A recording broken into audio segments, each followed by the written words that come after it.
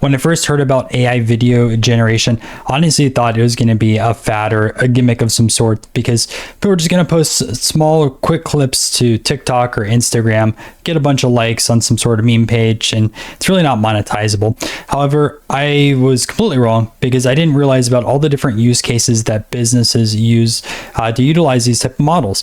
For example, running UGC ads to specifically get in leads or sell products, or generate videos for a specific product instead of having to pay a graphic designer thousands of dollars. In today's video, what we're going to be doing is going over 3 different examples of how you could utilize Veo 3.1 within n8n. I'm going to show you how to set this up so that way you can go through text to video, one image to video, and then also references into video. We're going to be using Kie AI to set all this up, as it is much cheaper than using the Google APIs. And yeah, let's jump into it right now. All right, so these are the workflows. Honestly, they're very similar, except all we got to do is change up our initial node over here. I'll show you how all of these nodes work as well. Really quick, I just wanted to go into Kie API and show you a few things as well. First thing, when you do use images to generate video, if you don't use your own images that you build out with like a nano banana or other image model, I find that you get a decent amount of failures just because of copyrighted images. So I'm just showing you some examples that I've built over here, and you can see how many failures. So if you do come across these errors, it's very common. What I would personally recommend is you take this as like a 2-tiered approach. The first step is to generate your images with the image model, and then your second step is to use those images if you're going to build out a video based around it. And that's kind of applicable to use cases 2 and 3. The first one's just text to video. But over here, I would recommend that you generate your own images first. There's a lot of different models out there. Personally, on the models market, if you go over here, the ones I've been using quite a lot are Flux 2 as well as Nano Banana Pro. I found some really good, but obviously on the site there's quite a few, and we're going to be covering Veo 3.1 over here. So let me kind of explain how this works. So I'm over here in Veo 3.1. So there's 3 different approaches. You can use text to video, you can use images to video, and then references to video. So let me explain all the differences. Text to video is legitimately just a prompt and it generates a video. So as long as you don't have something super obvious that is copyrighted in this prompt, you probably can build that out. Images to video, you're going to upload some sort of image. On Kai's website, you can just upload a video or image directly in over here. When you work in n8n and within the API, you're going to have to specifically put a URL to the image. When I was building this video, I got kind of lazy, so I just Google searched to build this out. You can either have 2 images, which is a start frame and an end frame, or you could just have one image in itself. And lastly, this is references to video. So this is where you can upload multiple images at once, and you can see in this demo purpose, Kie has 3 different images, a UGC creator, an outfit, as well as a scene, and it built out this video right over here. Again, you do have a prompt for each of these as well that you could optimize. And if you want to learn a little bit more about prompting when it comes to video generation, I just made a full video on it on the channel. For some reason, a lot of people didn't like it, but if you want to check it out, it only has like 100 or so views, and I spent a lot of time and research into building out that video. The next thing to notice is the ratio. So when you come in here and you do text to video or image to video, your ratio is you have options for 9:16 as well as 16:9. However, right now reference to video is only available 16:9. You can see that you can't do the 9:16, which is kind of odd to me. I guess I understand because like it might be easier to produce it this way, and I can see this changing here in the future. But just note, like if you need to have a vertical ad, this is not possible right now in that 9:16 format. One other thing to call out before we jump into our n8n workflows, these are 8-second clips. So if you want to concatenate these together, there's a few different options. What I would probably recommend is you use this right over here, and you split up your text that a character should say. So the first half, like the first 8 seconds, you have a start frame and end frame. And then the second half, you start with that end frame as the start frame. So that way you can build these videos together, and then you could use a third-party editor to combine everything together. So that is one option out there. There's other options as well, but that's kind of the first thing that I thought of. So one of the things you're going to have to also learn how to do is set up this API over here. I will show you how to do this right now. And yeah, let's jump right into it. So going into n8n, how this workflow is built out. Now, Kie doesn't have a native node. So when you're going to essentially hook up APIs, what you need to do is use an HTTP request. And how Kie is built out is you need to have first post, which essentially tells Veo 3.1, hey, I want to generate this video. And then you're going to eventually get that video once it is ready to go. Now, I have a full video on HTTP requests. It's an hour long. But I'm going to show you a super cool shortcut so that way you can get ahead. So we're going to use this HTTP request over here. And one of my favorite things that I've learned about with n8n is this beautiful curl request. All you got to do is copy this curl. You go over into n8n, go into this HTTP request. You click import curl. You paste in this curl, and this does like 80% of the work for you. This is like vibe coding and getting 80 or 90% of the code, and you just have to finish the last steps. So what are the last steps in this? Well, if you go over here, you can see on our send headers, there's a value over here, and it says bearer, and it's your token. Well, this is your API key to Kie, so super important to grab that.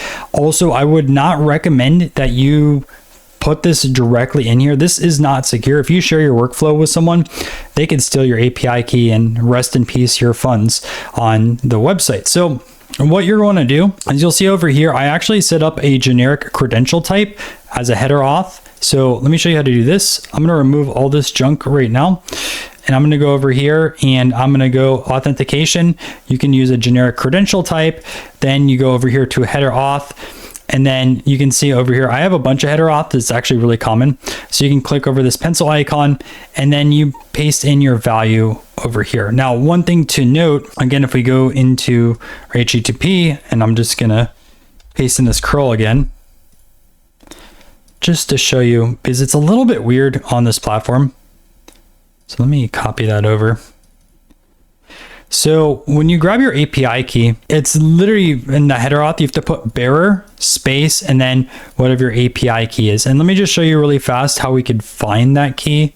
All right, so just go to workspace and API management and then create a new key. So that's all you have to do. I'm not going to show you a key in here because it's pretty straightforward. But then when you go back in over to the header, what you need to do is put bearer, space, and then paste in that key. That's it. Now you're secured. And what you'll notice also is we have all of this JSON already built in. So it's super nice because now we just have to tweak this JSON for our 3 different use cases. And yeah, so that is the first part of it. So we're going to start off with just text to video. So all I do with this JSON is I write my prompt. Now, this prompt is terrible. I would not recommend that you use this prompt, but I just was trying to make something fast for the video. You'll notice it says Veo 3 fast, and this threw me off at first, but Veo 3 fast, based off of the documentation, is the 3.1 that we're using. So if you go into the API and you go over here, you scroll down, and where is this at? So you can see model Veo 3. It says Veo 3 quality, Veo 3 fast, Veo 3.1. So the naming convention is a little bit weird, but you just use whichever one you want. I'm just using fast to save some money. You can also set in a watermark if you want. I probably wouldn't recommend adding in a watermark. I believe 1 or 2 of the examples I have a watermark in here because I accidentally forgot to remove it. I kept the callback URL the same. This aspect ratio for the first 2 examples, we can either do 9:16 or 16:9. Kept seeds the same. Enable fallback, I kept that false. Enable translation, I saved that as true. And then you have this generation type over here. So this is where you define the type of generation that you want. So you can either do text to video, which we're doing this one, first and last frames to video, where you have those 2 use cases. You can only have 1 frame as the intro, and that's the whole video, or you have a start and end. And then lastly, reference, where you can use 1 to 3 images to generate a video. So those are options that you would set specifically in that generation type. So next thing what we do is we have to wait, because these videos sometimes take 2-3 minutes to populate. So just set a wait node. I believe I set this for like 60 seconds, and I set this for 30. This is what I grabbed from my image video, but you can just go over here to wait, and you can see it says execute, wait before continue with execution. So you can increase that time if you want. Next thing, what we do is we have our get. So within our get, let me just show you, we have this over here. So this is generating the video. Now we have to go into the get. So you can see get video details, do the same thing, copy in that curl. So I'll just show you that really fast. And it's a little interesting because there's like one other minor thing that you have to change on this side of things. But if I go over here to import in curl, you'll see we get a lot of stuff. So that we already have this built out. I showed you how to set that up. But there's one other thing that you need to specifically add. So if you look at my example over here, you need to set your task ID, and you need to just pass in this task ID over here. So that task ID lets you essentially know what task in this post is. So you match that up 1 to 1. And you can see over here, this has a task ID. So all you have to do is populate that JSON in over here. You could just drag and drop it from the HTTP request. So boom, just like that.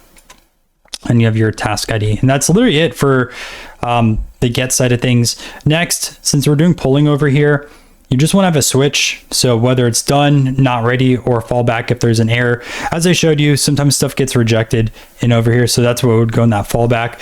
All you have to do this is based off of this JSON message. So whether it's success or not. So success, waiting, or I just put extra output if it specifically fails. Then we go to an edit fields. I literally just put the URL over here. So like, I know I put generated image, it should be generated video. And then all I did is just grab in this, which is results URL 1 or 0. I threw that in and we get this URL. And if we want to see it instead of downloading it, you can just put this in an HTTP request like this. So we can just view it. In this example, I just had someone opening up a baseball pack. You can hear the audio probably in my background. And this was a terrible result. That was terrible. Like, watch this again. So we have like a square pack, and then the cards fold in half, and then they turn rectangle. It is the weirdest thing I've seen. I don't know what is going on with that, and I'm shocked that they put tops on here as well because they're copyrighted. So it is what it is. And that looks super junk waxy. So that's our first one over there. What I would also recommend, to be honest with you, is for the start of this, there's two different approaches that you could take. And this is what I've taken with customers as well. The first is that you could literally just have a form and have that start the workflow, like, hey, form prompt, and run it. Or you could essentially bulk this out with a spreadsheet. So let's say you want to build out 20 or 30 videos and you have ideas for it, throw it all in a spreadsheet and then just start passing it through over here and save these to like a Google Drive. So a lot of different approaches that you could take with this. Personally, I like the spreadsheet a lot for bulk generation. Then you don't have to run these one at a time. However, the form is nice if you only need to do it once. Okay, so I'm not going to explain everything that's going on in these next two. I just want to cover the differences, and I'll still show you the video. So the second one over here is first or last frame, and or both. So all I have on this side of things is now we pass in an image. All I said is have this basketball player complete the shot. I threw in this image over here just to show you. I ran this twice. The first time it rejected, the second time it did actually run this, which again, I was shocked it did. But you can see over here, we have George Mikan, famous basketball player from the 40s. And I really didn't change much else except for first and last two frames. And I just only put one image. And then, yeah, I go over here, same exact thing over here, same exact, like nothing really changes. There we go. So take a look at this now.